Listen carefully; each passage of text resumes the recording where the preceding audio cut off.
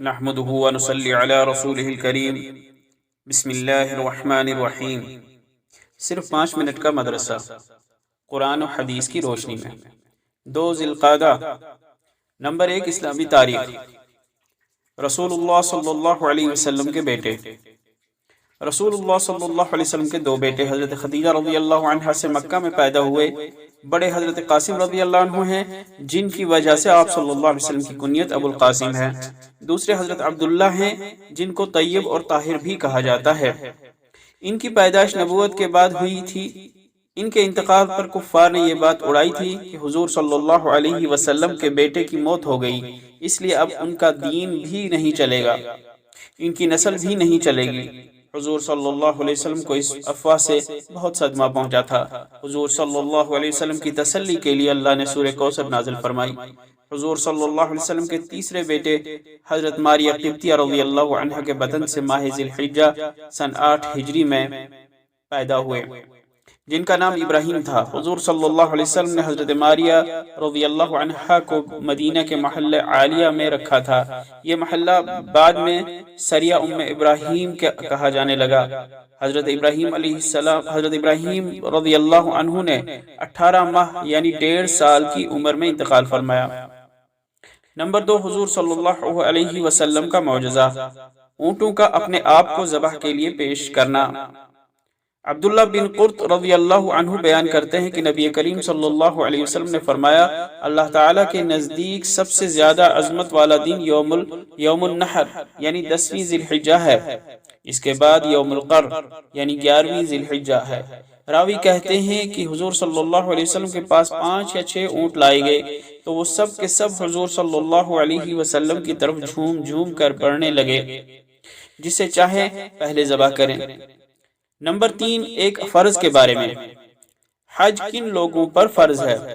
قرآن میں اللہ تعالیٰ فرماتا ہے، اللہ کے واسطے ان لوگوں کے ذمے بیت اللہ کا حج کرنا فرض ہے جو وہاں تک پہنچنے کی طاقت رکھتا ہے۔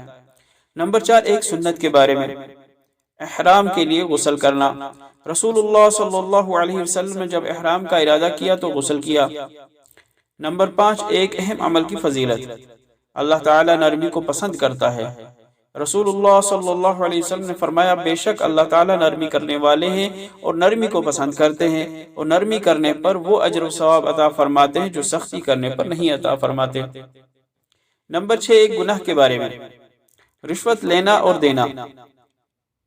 حضرت عبداللہ بن عمر رضی اللہ عنہ فرماتے ہیں کہ رسول اللہ صلی اللہ علیہ وسلم نے رشوت دینے والے اور رشوت لینے والے پر لعنت فرمائی ہے۔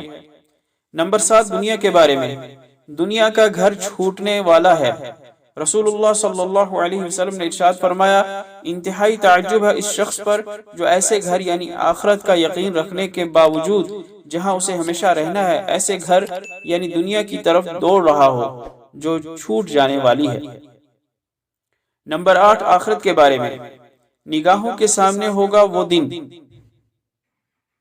یقیناً اس دن قوموں کی ہلاکت میں اس شخص کے لیے بڑی عبرت ہے جو آخرت کے عذاب سے ڈرتا ہے۔ وہ ایسا دن ہوگا جس کے لیے لوگوں کو اکٹھا کیا جائے گا، اور وہ ایسا دن ہوگا جسے سب کے سب کھلی آنکھوں دیکھیں گے۔ نمبر 9، طب نبوی سے علاج۔ تکلیف اور بے چینی کی دعا۔ رسول اللہ صلی اللہ علیہ وسلم نے فرمایا، تکلیف اور بے چینی کے وقت یہ دعا پڑھے، لا الہ الا اللہ العظیم الحلیم، لا الہ الا اللہ رب العرش العظیم، لا الہ الا اللہ رب السماوات ورب الارض ورب العرش الکریم۔ نمبر 10، نبی صلی اللہ علیہ وسلم کی نصیحت۔ دنیا ہی میں آخرت کی تیاری کرو۔ رسول اللہ صلی اللہ علیہ وسلم نے فرمایا، دنیا لمحہ بلمحہ گزرتی جا رہی ہے اور آخرت سامنے آتی جا رہی ہے، اور اس دنیا میں دونوں کے چاہنے والے موجود ہیں۔ تم کو دنیا کے مقابلے میں آخرت اختیار کرنی چاہیے، کیونکہ دنیا عمل کی جگہ ہے، یہاں حساب و کتاب نہیں ہے، اور آخرت حساب و کتاب کی جگہ ہے، وہاں عمل کرنے کا موقع نہیں۔ اللہ تعالی عمل کرنے کی توفیق عطا فرمائے۔ وآخر دعوانا الحمد للہ رب العالمین۔